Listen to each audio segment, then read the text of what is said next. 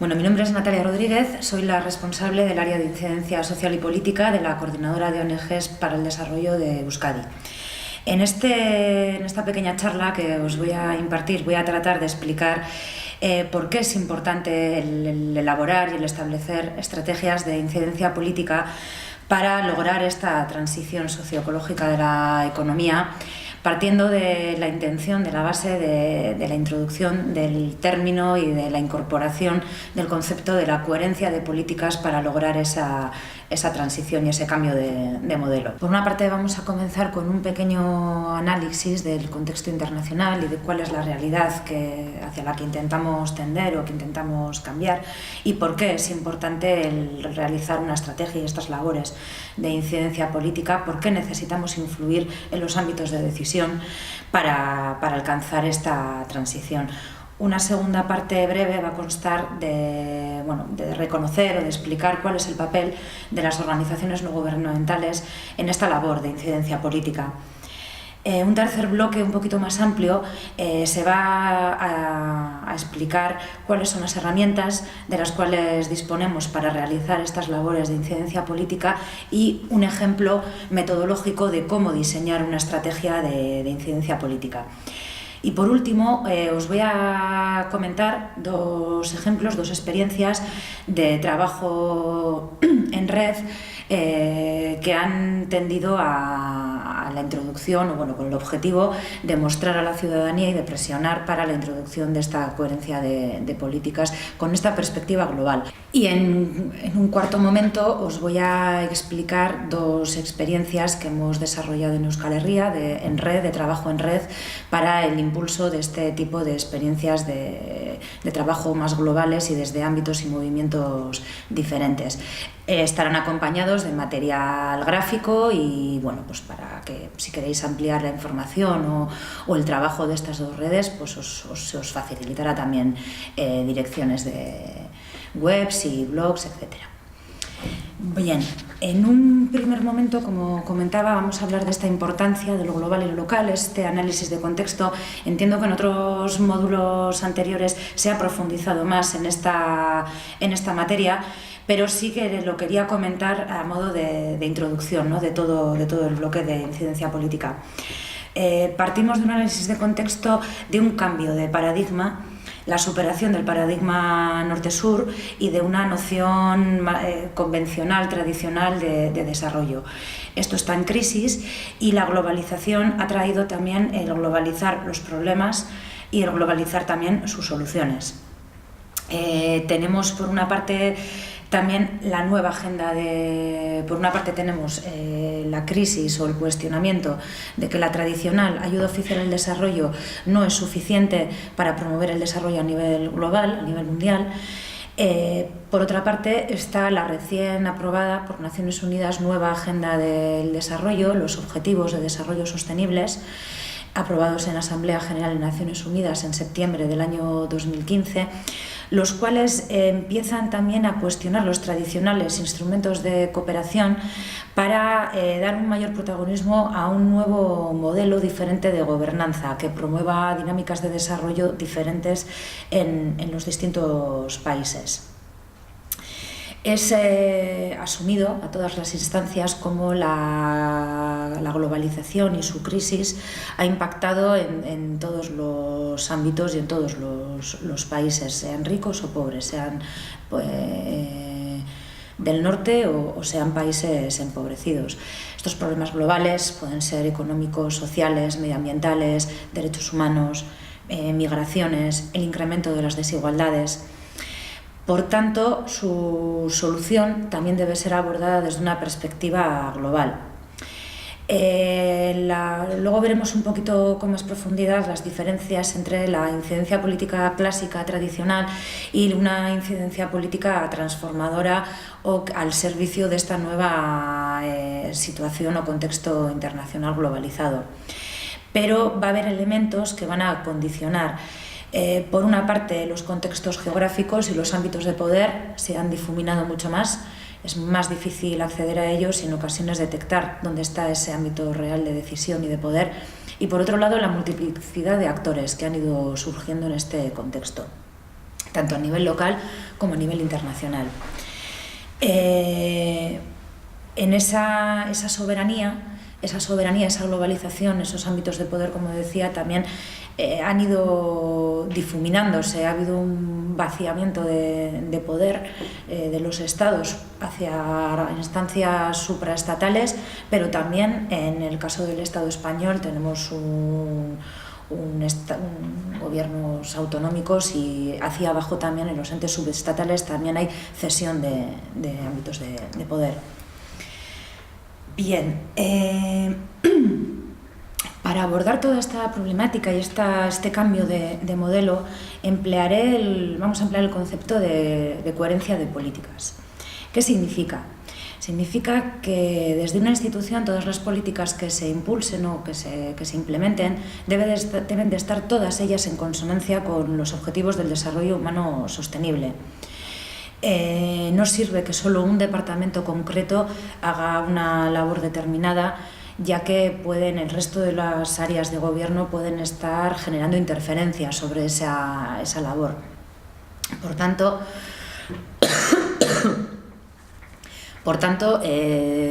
tenemos dos objetivos, digamos, ¿no? Por una parte, reducir esas incoherencias en las acciones de gobierno de los diferentes departamentos, pero un objetivo general global sería tratar de que una institución en su conjunto, toda su acción de gobierno, esté enfocada en esta promoción del desarrollo humano sostenible, coherente y tendente a esa transición que se busca.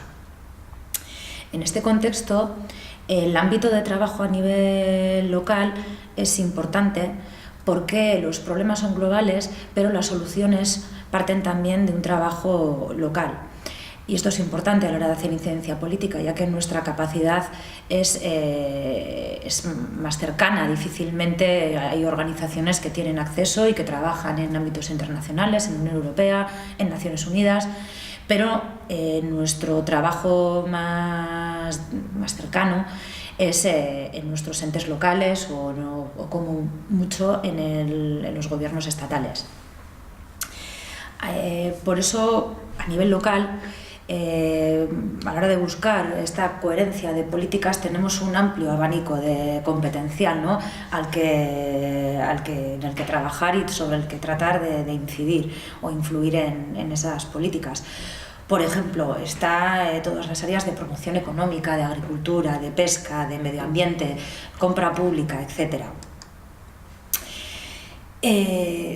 Por ello, vamos a hablar siempre desde la premisa de que no solo una institución pública debe de trabajar fomentando, por ejemplo, en el ámbito de la cooperación para el desarrollo, proyectos y programas de cooperación para el desarrollo, sino todas las acciones de gobierno tienen que estar alineadas en este sentido. ¿Cómo vamos a conseguirlo? Para eso tenemos la herramienta de la incidencia política. Difícilmente vamos a cambiar una realidad si no ejercemos la presión desde la sociedad civil.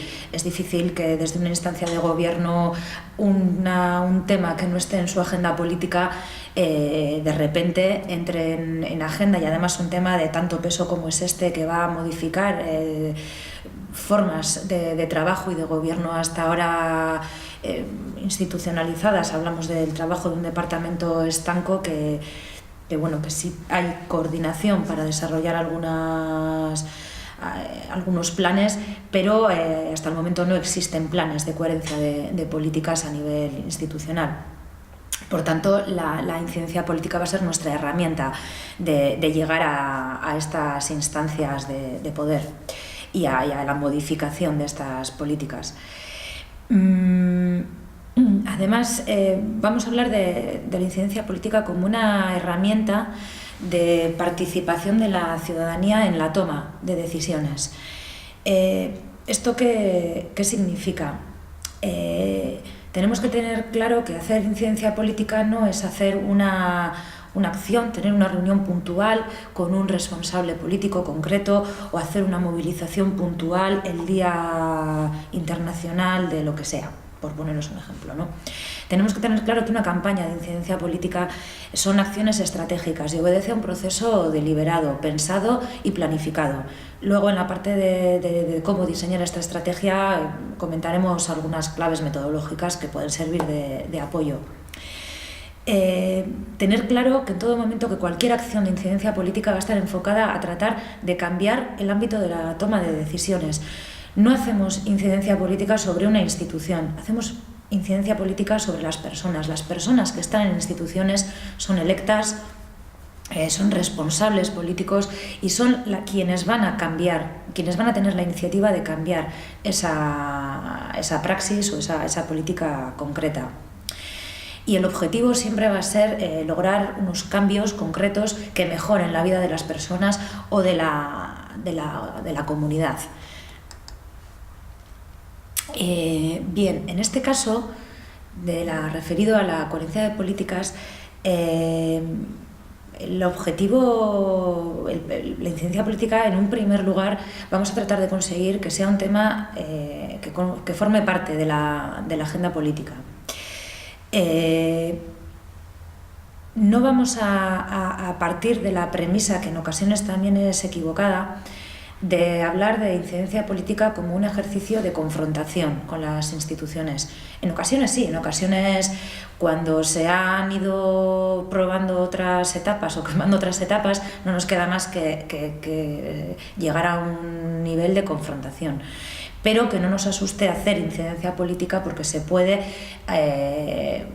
hacerlo de una manera natural, normal, presionar. Las instancias políticas están acostumbradas, saben, y además tenemos la legitimidad desde la sociedad civil de ejercer esta presión. No solo participamos en política una vez cada 4 años, nuestro sistema electoral así lo dice, pero hay otras formas que no solo son el voto de intentar influir y participar. Y además, desde la sociedad civil, desde los movimientos sociales o ONGs, cuando hacemos estas labores de incidencia política, aparte de estar influyendo en la toma de decisiones, nos estamos fortaleciendo y estamos empoderando nuestra propia organización y a la sociedad civil en su conjunto. Por eso hablamos de incidencia política como una herramienta de transformación social. Tenemos que tener claro que es legítimo participar en este proceso político que obedece a un clima democrático, es una praxis normalizada en un Estado democrático y que además es transformadora porque buscamos un cambio de modelo. También los temas se han ido modificando, le dan este cariz transformador, y también los actores que están interviniendo en este proceso. Por ejemplo, el 15M o las mareas pueden ser procesos de actores que han surgido de forma espontánea y que su objetivo era denunciar y plantear otras alternativas de gobernanza. En este sentido, establecemos esa diferenciación entre la incidencia política clásica y la tradicional. En la incidencia política clásica, los instrumentos que se han utilizado pues han podido ser apariciones en medios, labores de lobby, de presión, movilizaciones. Los han ejercido, los actores tradicionales han sido ONGs, movimientos sociales, sindicatos, pero ahora, además de esos nuevos actores que os comentaba, como por ejemplo las mareas o el 15M, hay que tener en cuenta que esta nueva dimensión es mucho más internacional y que puede dar lugar, o es interesante que dé lugar a un trabajo en red, pero no solo a nivel local, sino también se pueden dar redes internacionales. Bien, este contexto global, este cambio de modelo, estos problemas globales, también nos van a plantear una serie de dificultades a la hora de hacer nuestra labor de incidencia política. ¿Y por qué? Porque los problemas cada vez están más interconectados, los sociales, ambientales, económicos, etc. Porque los actores son también muy diversos, muchos son nuevos y además son diversos, quizás no los conocemos tanto que los actores tradicionales. Porque además la voluntad política en este caso, siempre la voluntad política es fundamental para modificar una política, ¿no? me valga la redundancia. Pero en este caso es más fundamental, porque tenemos que llegar a un alto nivel. Esta coherencia de políticas debería de plantearse como una apuesta institucional en su conjunto. No solo hay que incidir, convencer o persuadir a una persona, sino a un departamento, a un gobierno, a un partido, a un parlamento en su conjunto. También pueden existir ciertas limitaciones en cuanto al conocimiento y al reparto competencial, si vamos a hacer este trabajo a nivel local. Y por eso, por todo ello, es necesario esa planificación y esa estrategia para influir de forma adecuada en esta toma de decisiones. ¿Cuál es el papel de las organizaciones no gubernamentales y de los movimientos sociales en esta promoción de la coherencia de políticas? Bajo mi punto de vista, son actores fundamentales en esta labor, porque no se trata solo de hacer denuncias, sino también de plantear propuestas y demostrar que hay alternativas al sistema predominante. Son organizaciones que tienen una tradición de trabajo de seguimiento, análisis, denuncia, presión de políticas y de situaciones y de consecuencias de algunas decisiones. En esta labor su objetivo además es generar conciencias críticas y sensibilizar a la sociedad en su conjunto. Son organizaciones acostumbradas, no todas, pero acostumbradas a hacer tareas de movilización, de sensibilización, de incidencia, de presión. Y en definitiva, lo que decía, se trata de generar conciencias críticas y tratan de hacer que cada persona sea responsable y generar que sean personas activas con el fin de lograr este nuevo modelo o construir una nueva sociedad. Por eso su rol es fundamental en este trabajo. Por una parte, porque tienen experiencia en el análisis de las problemáticas globales. Las ONGs de desarrollo, por ejemplo, llevan muchos años trabajando en el sur, viviendo y denunciando y tratando de cambiar esas problemáticas que ahora mismo las estamos padeciendo de forma global. Porque aportan también una visión crítica y tienen elaboradas ya unas propuestas tras años de trabajo en estos países empobrecidos. Porque además tienen una importante base social y tienen facilidad para canalizar todas estas situaciones o alternativas o posicionamientos. Tienen ya una red y una experiencia de trabajo en ese sentido. Y porque además de esa capacidad de transmisión de mensajes y de movilización, tienen experiencia de trabajo en red, trabajan en países empobrecidos, en el sur, por lo tanto pueden ser unos agentes que permitan establecer redes internacionales de una manera más sencilla. A continuación vamos a hablar un poquito de cuáles son las herramientas por las cuales que podemos emplear para hacer estas labores de incidencia política y cómo vamos a diseñar una estrategia. Insisto una vez más, hacer incidencia política es un proceso acumulativo, no son acciones puntuales, esporádicas. Requiere estrategias a ser implementadas a lo largo del tiempo. A lo largo del tiempo pueden ser 1 año o 10. Hay campañas que duran muchos años, depende del objetivo general que nos marquemos. Siempre habrá que, luego lo veremos, ir parando, evaluando, los contextos son cambiantes y ver cómo lo reconducimos esa estrategia, pero tiene que tener un tiempo con un principio y un fin, obviamente. Tener claro también como premisas, como elementos previos, que es un ejercicio de persistencia y de creatividad, ya que una campaña pasa por diversos momentos. Tenemos picos donde quizás desarrollemos unas labores de movilización o de presión política o de presencia en medios de comunicación, pues porque el contexto que hemos analizado así lo requieren, y luego pasará por otras fases de más calma, más tranquilidad, que podremos aprovechar para evaluar, reconducir o hacer otro tipo de acciones quizás menos públicas, o iremos viendo. Por eso es un ejercicio de planificación. También tener claro, para no desistir antes de tiempo, que las labores de incidencia política normalmente van precedidos de numerosos fracasos. Muchas veces para dar un paso, damos un paso adelante y dos atrás, o viceversa. No hay que desesperar, no hay que tirar la toalla, es muy difícil cambiar procesos políticos, pero siempre vamos a aprender de los errores, siempre nos vamos a ir fortaleciendo la organización y, sobre todo, importante no rendirse cuando los problemas empiezan a surgir.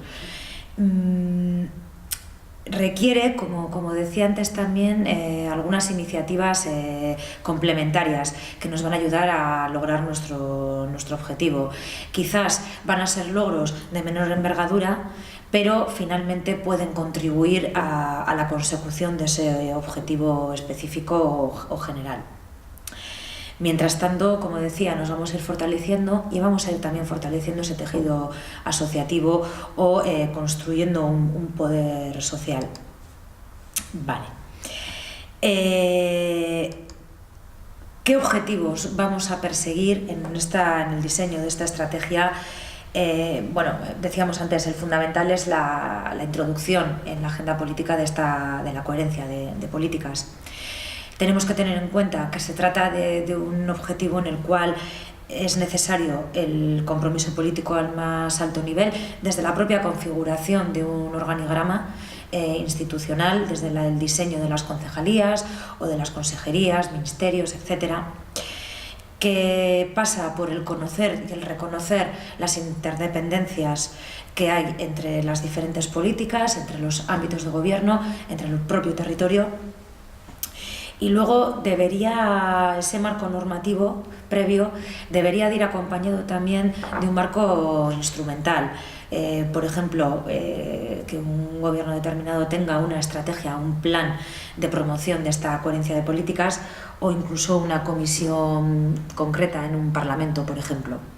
Pero no solo debería quedarse con una declaración de principios, una declaración institucional o un breve párrafo en un plan de gobierno muy general. Debería de disponer de su propio plan. Bien, os voy a comentar brevemente cinco herramientas para ejercer esta labor de incidencia política. Cuando desarrollemos luego el plan de acción, veremos si vamos a utilizar todas, algunas, en qué momento o viendo hacia quién. No todas las organizaciones disponen de medios, de recursos económicos o recursos humanos para poder utilizar en la misma medida estas herramientas. Pero bueno, para eso también tenemos la posibilidad del trabajo en alianzas, en los cuales cada organización en estas redes puede aportar una potencialidad. Hay organizaciones que son muy fuertes en el trabajo con medios de comunicación, otras que tienen una gran capacidad de movilización social, pero no tienen quizás recursos humanos liberados para este tipo de tareas. Y hay otras organizaciones que sí disponen de unos recursos técnicos que pueden permitir hacer una presión con política, bueno, pues más concreta, como reuniones o otro tipo de tareas. Habrá que ver estratégicamente qué nos interesa. Todo esto va a ir acompañado de un pequeño dossier en los cuales, si queréis ampliar la información, se explica ampliamente el desarrollo de todas estas herramientas y de la propia estrategia. Bien, en primer lugar vamos a hablar de la importancia de las investigaciones y de los estudios, sea cual sea el área de trabajo que queremos o la política que queramos cambiar o sobre la que queramos influir. ¿Por qué? Muchas veces creemos que con tener razón es suficiente, pero no es así. Entonces tenemos que demostrar por qué las demandas o los cambios que queremos promover son necesarios para nuestra sociedad. El disponer de estos estudios previos nos permiten conocer en profundidad el problema, sus efectos sobre las personas. También nos pueden permitir detectar mejor qué soluciones podemos plantear y cómo ponerlas en marcha. Además, mientras estamos elaborando estos estudios y estas investigaciones, no solo vamos a detectar los problemas, las soluciones, sino nos van a permitir fijar de una manera más concreta nuestros propios posicionamientos. Además, cuando vamos a ejercer esa presión sobre las personas gobernantes, el acompañarnos de investigaciones sólidas, fiables, nos van a ayudar a sostener nuestro discurso y a dar credibilidad, no solo frente a las instancias de poder, sino también frente a los medios de comunicación. Pueden ser una información rigurosa que puede dar pie a un titular o a que un medio de comunicación la incorpore en un momento determinado o decida publicarlo. En segundo lugar, una herramienta fundamental en nuestra labor de incidencia política es la fase de presión política. Como decía al principio, vamos a tratar de influir sobre las personas que toman las decisiones, por lo tanto debemos de ejercer cierta presión. Repito, presionar no significa confrontar. Vamos a intentar de convencer a esa persona con poder de decisión. ¿Qué vamos a hacer para ello? Pues hay las clásicas reuniones, de desayunos de trabajo, comunicaciones escritas, etc. Sabiendo que sin presión es muy difícil mover las cosas y obtener cambios de calado a nivel político. Es muy importante, si vamos a utilizar esta herramienta de presión política, conocer muy bien los ámbitos de decisión y el mapa de poder. ¿Por qué? Porque muchas veces no solo lo aparente no es lo real. La persona que quizás creemos que ejerce el voto, pues porque es la parlamentaria en este caso, que está votando porque ha sido la persona elegida en unas elecciones, tiene el poder en última instancia en un parlamento, pero quizás se rodea de una serie de personas asesoras que igual en nuestro campo tienen más capacidad de decisión o más influencia que esa persona que aparentemente aparece en un organigrama.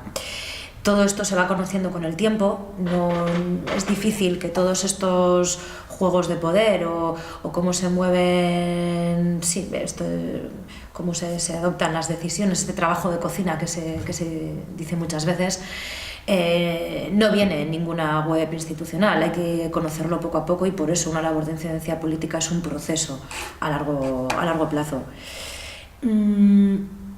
Además, nuestros recursos muchas veces van a ser limitados, no vamos a poder estar reuniéndonos y ejerciendo presión sobre todas las personas que quizás están en un parlamento, por poner un ejemplo. Por tanto, tendremos que priorizar quiénes son nuestros actores prioritarios y quiénes son nuestros actores secundarios. Los principales a los que tenemos que dar una mayor atención pues serían una forma fácil de establecer esta delimitación puede ser quién es favorable a nuestras premisas o nuestros preceptos o nuestras demandas, pero además que tenga un amplio poder de decisión. Un grupo político en un parlamento que solo tiene uno o dos parlamentarios es posible que esté muy alineado con nuestras propuestas, pero también es muy posible que su poder de decisión sea muy limitado. Por tanto, como nuestros recursos muchas veces o los tiempos no son todos los que quisiéramos disponer, es interesante hacer esta discriminación de actores principales. Lo mismo, el conocer el sistema político no solo es ver quién decide, sino en qué momento se implementa una ley, cuál es todo su proceso, cómo es muchas veces vemos en la televisión solo el día de la aprobación final de esa ley, pero ese día precisamente en un parlamento quizás es cuando menos se decida. El trabajo en comisiones es muy importante, muchas enmiendas se votan previamente o se consensúan o transaccionan en una comisión. Y a veces tocamos quizás departamentos que no son aparentemente, quizás en el ámbito de la cooperación, que es en el que yo trabajo, cooperación para el desarrollo. Estamos intentando incrementar el presupuesto de ese área y estamos haciendo incidencia sobre el área de cooperación para el desarrollo, pero muchas veces quizás un incremento presupuestario, el ámbito final de decisión es el área de Hacienda. porque todos los departamentos en un gobierno van a querer más presupuesto para gestionar. Lo que pasa es que quien decide finalmente es el área de Hacienda. Lo mismo ocurre, por ejemplo, si intentamos modificar una norma o un decreto, o en el ámbito de las organizaciones no gubernamentales para el desarrollo, las convocatorias de subvenciones. Muchas veces intentamos influir también en que esas bases de las convocatorias o los requisitos burocráticos se modifiquen, y estamos haciendo esta labor en el área de cooperación para el desarrollo, cuando en ocasiones quizás esos requisitos burocráticos de cómo justificar un proyecto, los plazos, la documentación, etc., quien lo decide es el área de intervención, que tiene mucho poder dentro de una institución pública. A eso me refiero cuando hablo de entender, conocer bien el mapa de poder y no quedarnos solo con lo aparente antes de diseñar nuestra estrategia. También es importante buscar alianzas dentro del sistema. ¿Por qué? Me refiero a alianzas siguiendo el ejemplo de una incidencia en un ámbito parlamentario.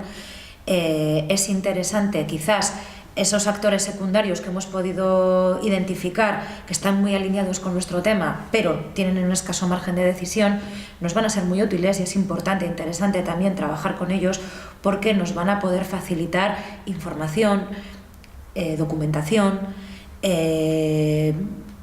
calendarios para la aprobación de una norma, etc. Son cosas que muchas veces no están a disposición pública, o tardamos más en encontrarlas, ¿no?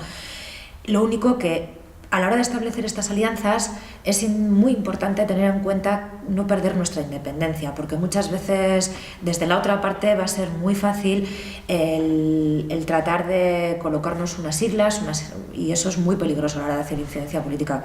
Mantener la independencia, aunque obviamente habrá grupos políticos que estén alineados y conformes con nuestros planteamientos.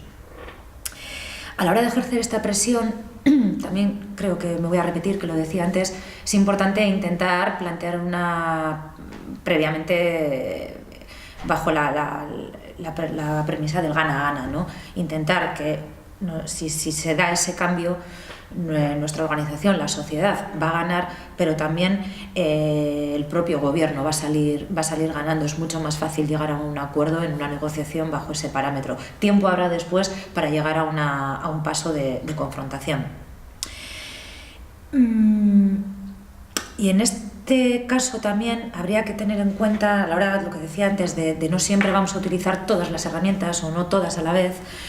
Quizás una acción de movilización social no siempre tenga que estar, una labor de presión política no tenga que estar siempre acompañada de una movilización social, pues porque quizás en una primera instancia hemos entendido en nuestro plan de acción pensado que primero vamos a acometer esa fase de presión, y luego quizás si hay que pasar a una labor de movilización, pues porque hemos llegado a un nivel de más confrontación, se pase, o viceversa, o quizás empezamos por una movilización social. Veremos. Por eso hablamos de estrategia. Lo que sí, bajo mi punto de vista, siempre debería de ir acompañado cualquier campaña o iniciativa de incidencia política es de una estrategia de comunicación. ¿Por qué? Porque la estrategia de comunicación, esas acciones de comunicación siempre nos van a ayudar a conseguir nuestros objetivos. Nuestro objetivo final va a ser siempre influir en la toma de decisiones. Por tanto, las acciones comunicativas nos pueden servir, por ejemplo, para empezar poniendo un tema, una problemática en la agenda pública, dar a conocer un tema en la agenda pública y política. Porque nos van a permitir informar, sensibilizar, incluso generar un debate público. Porque simultáneamente vamos a dar a conocer también cuáles son nuestras propuestas y nuestras alternativas. Y porque vamos a conseguir adhesiones, posiblemente o no, pero también nos pueden ayudar para conseguir adhesiones a nuestras demandas. Es interesante elaborar esta estrategia de comunicación identificando y diferenciando también los diferentes actores clave. Depende a quién sobre quién queramos ejercer esta incidencia, veremos cuál es tanto el instrumento comunicativo o hacia qué actor vamos a enfocarlo. Previamente, antes de iniciar esta estrategia de comunicación o de implementarla, nos deberíamos de hacer una serie de preguntas básicas. ¿A quién nos vamos a dirigir? ¿Con qué mensaje? ¿A través de qué medio? ¿Con qué materiales? ¿Y en qué momento? Tendremos un objetivo general, que ya lo he dicho antes. Puede ser informar, denunciar, comunicar, poner un tema iniciar un debate público, etc. Pero lo que sí deberemos de hacer, o es recomendable, es seleccionar 2 o 3 temas clave. No suele ser muy efectivo, por ejemplo, publicar una nota de prensa en las cuales hablemos de 10 cosas a la vez, porque la persona que esté leyendo una nota o un artículo en su casa, vamos a poner por ejemplo el medio que hemos utilizado, el medio de la prensa escrita, pues muchas veces con la tercera idea se quede y el resto se difuminen, a no ser que esté muy interesado. Por tanto, es importante priorizar y seleccionar esas 2 o 3 ideas clave centrales y ver cuál es el canal comunicativo más adecuado para hacerlos llegar. El canal lo seleccionaremos a través, por una parte, es importante también saber a qué tenemos acceso. No siempre tenemos acceso a la televisión, por ejemplo. No todas las organizaciones sociales tienen un campo de trabajo muy desarrollado en comunicación 2.0, redes sociales. Pero bueno, aparte de nuestras propias capacidades, es importante seleccionar el canal dependiendo a qué público meta queremos llegar. No es lo mismo una persona que va a leer un artículo de opinión un domingo después de comer que si queremos llegar a un público juvenil que utiliza redes sociales, plataformas online, blogs, etc. También es muy importante, cada vez que implementemos una acción comunicativa, seleccionar bien las responsabilidades, y me refiero sobre todo a las portavocías.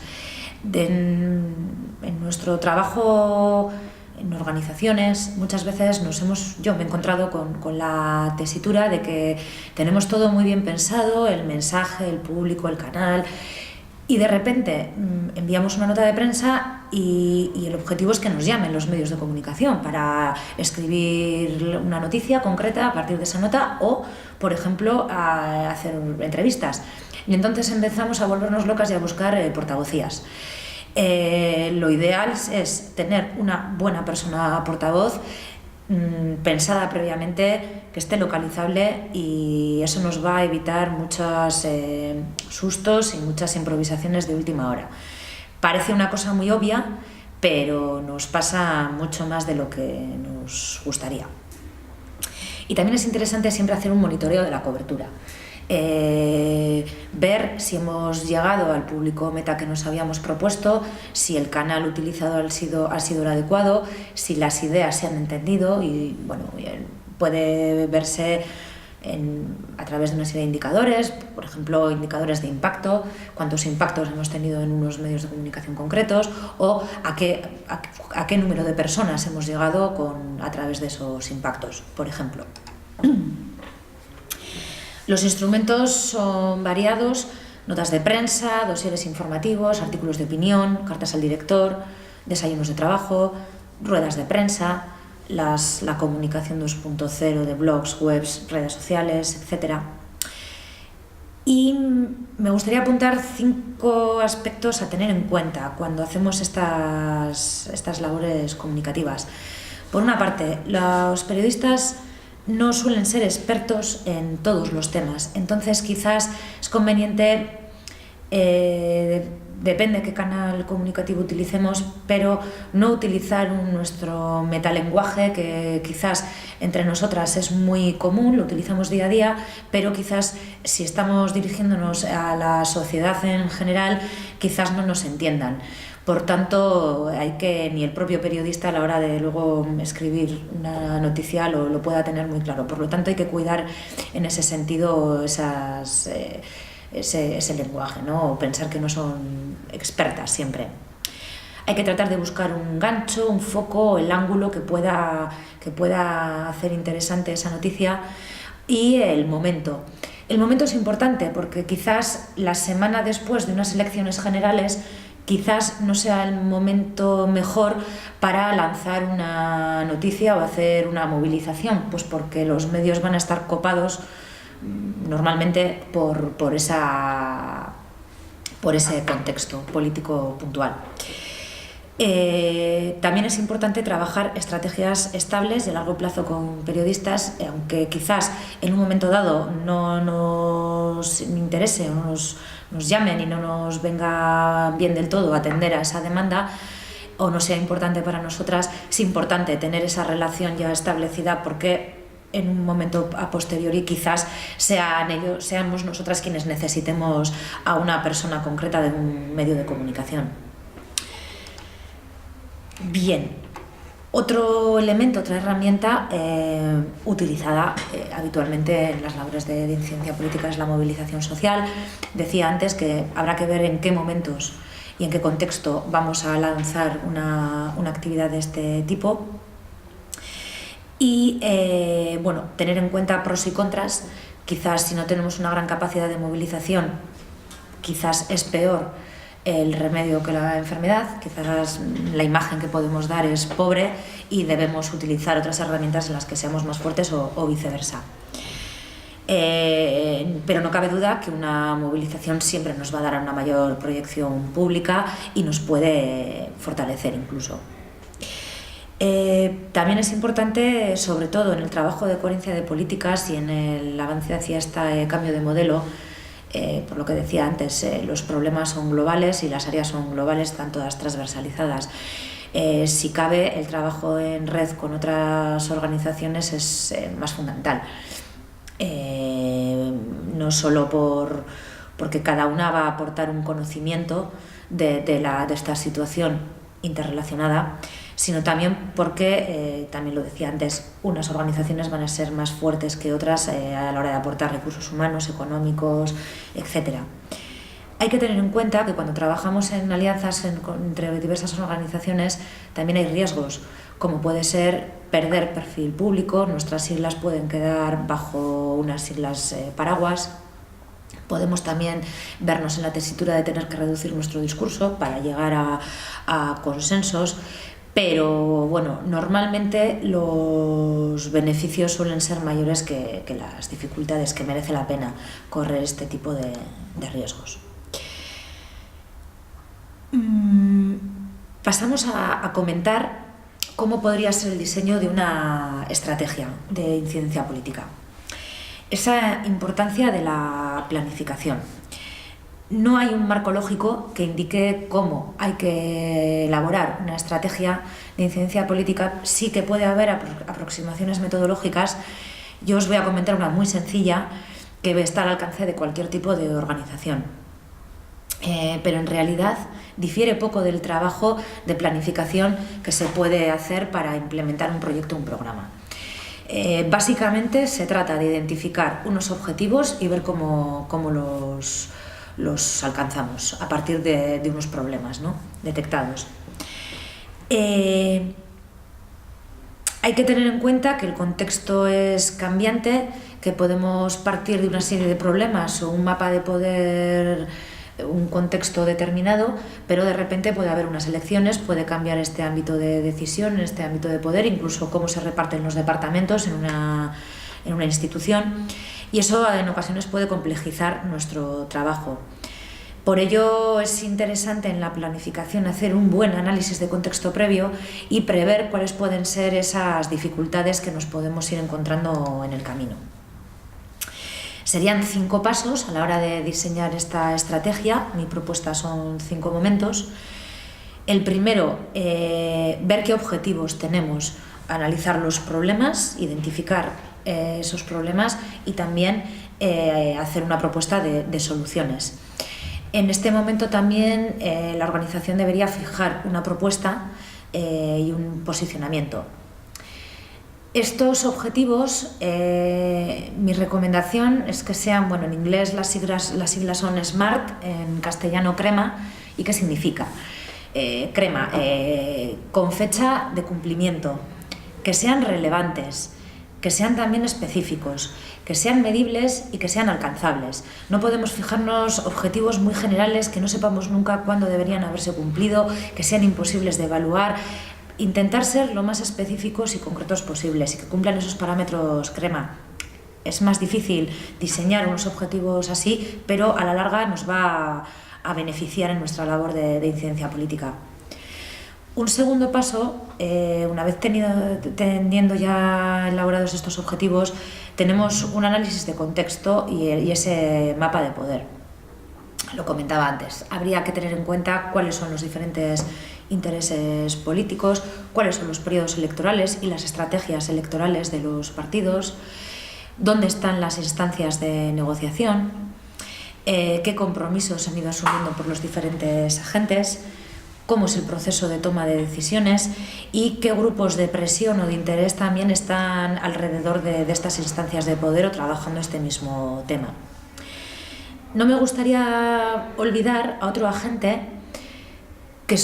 como son las empresas, porque estamos hablando de coherencia de políticas y de problemas transnacionales, globales. Y en este caso, la empresa es un agente fundamental porque ejerce, por una parte, una importante labor de presión para favorecer sus intereses, pues para que en determinados países flexibilicen políticas fiscales, laborales, legislación ambiental, está el tema de vulneración de derechos humanos, pero también nuestra incidencia política son unos agentes a tener en cuenta, ya que por una parte está su labor privada, pero cuando nos dirijamos a las instituciones, ahí se nos abre también un campo, ya que muchas empresas reciben subvenciones públicas. Por tanto, las instituciones públicas, antes de dotar a una empresa de una subvención, debería de tener en cuenta parámetros anteriores, como hemos dicho, de si una empresa determinada cumple o no con esos parámetros.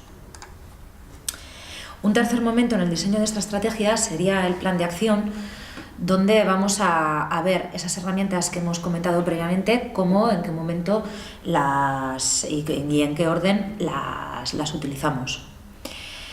El cuarto momento sería la implementación de ese plan de acción.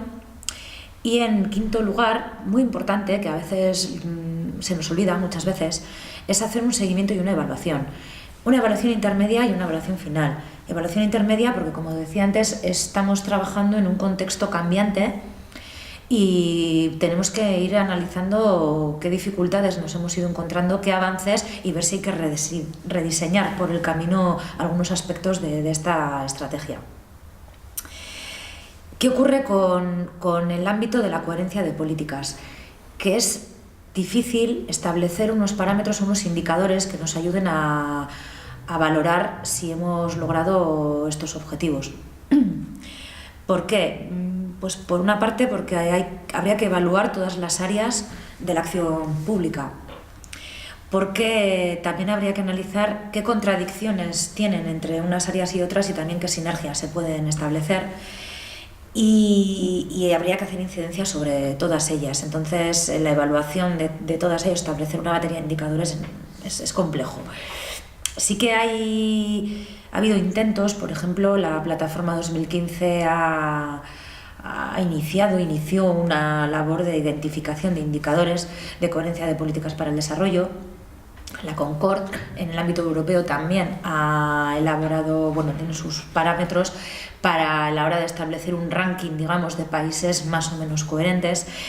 Y está también, a nivel internacional, existe el índice de compromiso con el desarrollo.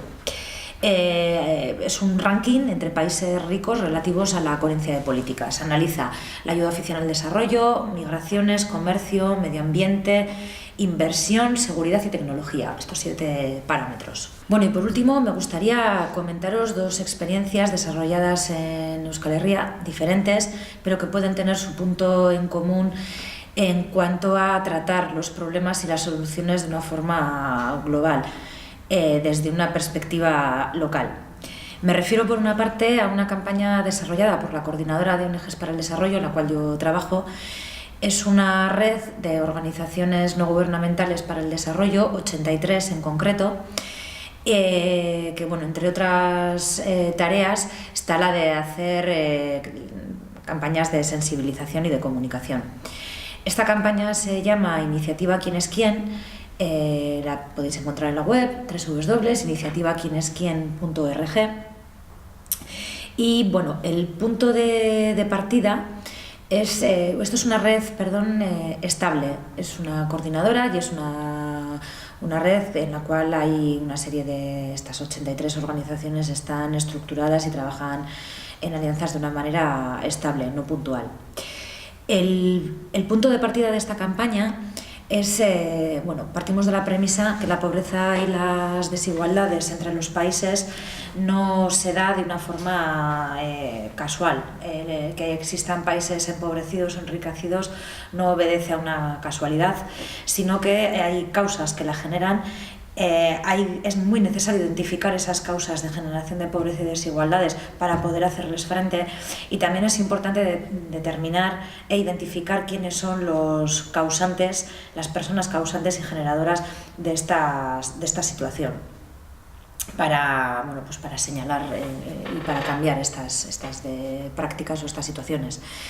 El objetivo de la campaña es explicar de una manera sencilla y pedagógica a la ciudadanía cuáles son las principales consecuencias de este sistema neoliberal y patriarcal en el cual vivimos y el cual queremos cambiar a nivel global y a nivel local, identificar a las personas responsables y proponer alternativas que nos permitan avanzar hacia un sistema más solidario y justo para todas las personas a nivel internacional, en todo el mundo. Tiene 6 bloques la campaña, son 6 secciones. Cada sección, cada una de ellas aborda diferentes factores generadores de la pobreza y generadoras de esta situación. Dichas secciones son, hay una que es una presentación de todo esto, de toda la campaña. Luego se aborda también la perspectiva de las multinacionales, las guerras, los machismos, la crisis ecológica y también la desinformación. Cada bloque está acompañado, no está terminada, de momento se han elaborado 2 vídeos, estamos en plena elaboración del tercero y son secciones acompañadas de vídeos, trípticos, material documental y de denuncia. No solo es denuncia, sino también cada bloque dispone de un pequeño espacio donde se plantean alternativas, porque no hay que quedarse solo en la parte de la denuncia. Os he traído el primer vídeo para que lo veáis, son breves, dura 3 minutos, que se llama Las tiritas no curan la pobreza y obedece a ese primer bloque de presentación de esta campaña. A menudo se intentan paliar las consecuencias de la pobreza y la desigualdad sin buscar a los responsables. No podemos acabar con la pobreza si ignoramos las causas y culpables de la misma, que están en el propio sistema. No podemos seguir poniendo tiritas. No podemos ignorar la actividad de las empresas transnacionales. Sabemos que controlan sectores clave como la energía o el agua.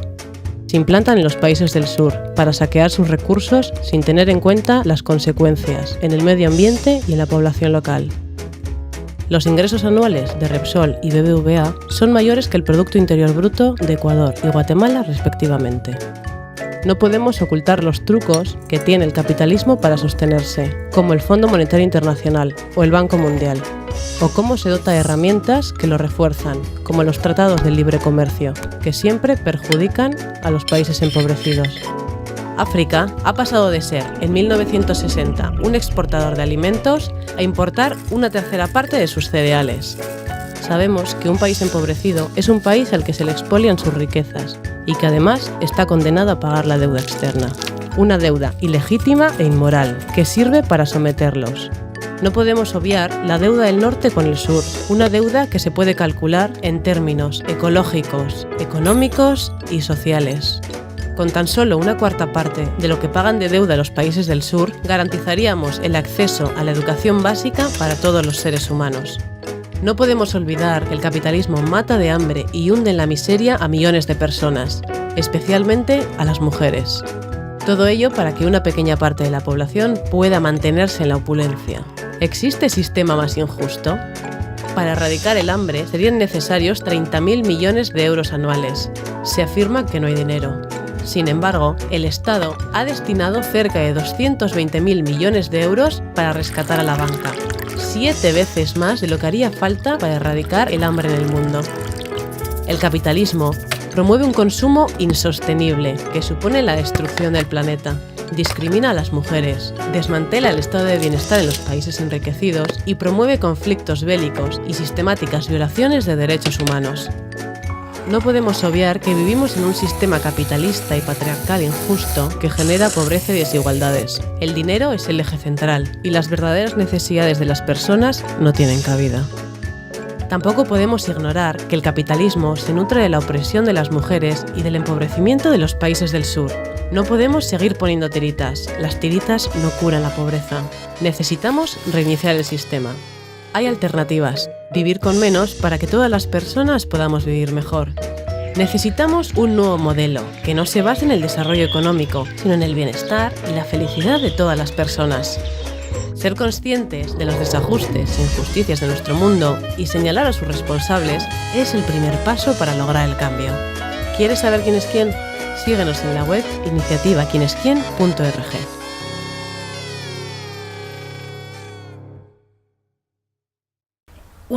Un segundo ejemplo, que también tenéis a vuestra disposición todo el material, es un enfoque diferente. Se trata de una red puntual y además fue una acción puntual que configuró, ha sido el trabajo de varios meses que confluyó en un día concreto, que fue el 24 de octubre, a través de una ocupación en Bilbao de un espacio público central, en el cual se llevaron a cabo diferentes acciones que os explico. Los antecedentes de la generación de esta red, la campaña se llama Alternativa en Herria en euskera y en castellano se denomina El Pueblo de las Alternativas. Los antecedentes hay que ir al año 2009, cuando en Euskal Herria se genera un ámbito de trabajo conjunto, fruto de la crisis económica y de sus consecuencias, entre diversas ONGs, movimientos sociales y sindicatos. Hubo un ciclo de protestas, movilizaciones y huelgas sindicales, pero se vio la necesidad de pasar a un segundo espacio más propositivo. Se partía también de una constatación, y es que en Euskal Herria hay muchas personas y organizaciones que están trabajando en su día a día por construir alternativas medioambientales, sociales, económicas y culturales, y que además existen alternativas reales para la construcción de un modelo alternativo. Todo este trabajo, como digo, confluyó en el 24 de octubre de 2015, fue un sábado, en el cual fue un día de reivindicación, de reflexión, de celebración, de puesta en común de propuestas grandes, pequeñas, cercanas, y en definitiva fue un punto de encuentro de todos estos movimientos y experiencias. Se han elaborado diferentes materiales, hubo trabajos, las diferentes temáticas se trabajaron en grupos, y hay un blog, hay un manifiesto y hay documentos que se han utilizado en este trabajo. Estas áreas temáticas han sido el área de naturaleza, que hablamos de cambio y de justicia climática, soberanía energética, residuos, soberanía alimentaria, movilidad, consumo. Otro grupo estuvo trabajando en todo lo relacionado al modelo económico, finanzas, moneda, economía social transformadora, reparto de riqueza, de empleo. Un tercer área hablaba de la democracia, la soberanía, la participación. Esta área englobaba temas como la participación sociopolítica, la capacidad de decisión sobre el modelo económico, social, cultural, político, la solidaridad entre los pueblos, procesos participativos, etc. cuarto apartado se refiere al ámbito de la sostenibilidad de la vida, de los cuidados, etc. Un quinto área de trabajo fue el de la diversidad, de origen, de identidad sexual, funcional, etc. Y por último, el sexto bloque se denominó bienes comunes, referido a la educación, a la cultura, en nuestro caso el euskera, etc. El objetivo no solo era mostrar qué alternativas existen a este modelo, sino también ha servido para tejer alianzas y compartir información. Ese día, todos estos 6 áreas estuvieron meses trabajando y ese día fructificaron en esta ocupación de un espacio público central, muy céntrico de la ciudad, a través de cineforums, documentales, charlas, mesas redondas, performance, espacio lúdico con conciertos, comida, bebida, ferias, talleres. En definitiva, la idea era hacer un espacio atractivo para la ciudadanía y para que la gente se pasara por allí y recibiera información como si estuviera, digamos, en una feria, ¿no? Viendo y reconociendo diferentes experiencias. Incluso ha podido dar lugar a que mucha gente se acercara a colaborar con colectivos de trabajo que quizás hasta ese día ni tan siquiera conocía. Estas dos son las experiencias que os quería plantear. Tanto de esto como si queréis ampliar la información previa de cómo diseñar una estrategia de incidencia política o cómo introducir en la agenda política la coherencia de políticas para el desarrollo desde una organización de desarrollo como puede ser en la que yo estoy trabajando, la Coordinadora de ONGs para el Desarrollo de Euskadi, tenéis a través de Solidaridad Internacional, podéis contactar conmigo directamente y sin ningún tipo de problema responderé a vuestras dudas. Muchísimas gracias, eskerrik asko.